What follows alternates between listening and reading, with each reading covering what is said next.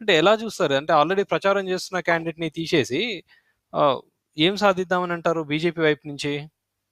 ఇది బీజేపీ కాదు.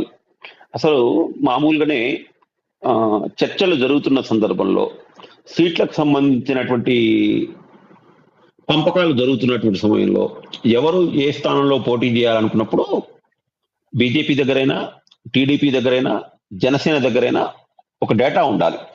ఆ డేటా ఏంటంటే గతంలో ఎప్పుడైనా మనం ఆ స్థానంలో పోటీ చేసామా? పోటీ చేసినట్టయితే మనకు వచ్చినటువంటి ఓట్లెన్ని? మనం ఏ స్థానంలో ఉన్నాం? లేదు అసలు ఇంతకుముందు పోటీ చేయలేదు. ఇప్పుడు మనం కొత్తగా అడుగుతున్న స్థానం. కొత్తగా అడుగుతున్నటువంటి స్థానం అయితే సంస్థాగతంగా మనం ఎక్కడెక్కడ స్ట్రాంగ్‌గా ఉన్నాం? ఆ 2 పక్షాలని ఒప్పించాల్సినటువంటి బాధ్యత ఆ కొత్తగా స్థానం అడిగే పార్టీది. మనం ఎక్కడ స్ట్రాంగ్ ఉన్నాం? ఎందుకు అడుగుతున్నాం? అనేటువంటిది ఈ లాజిక్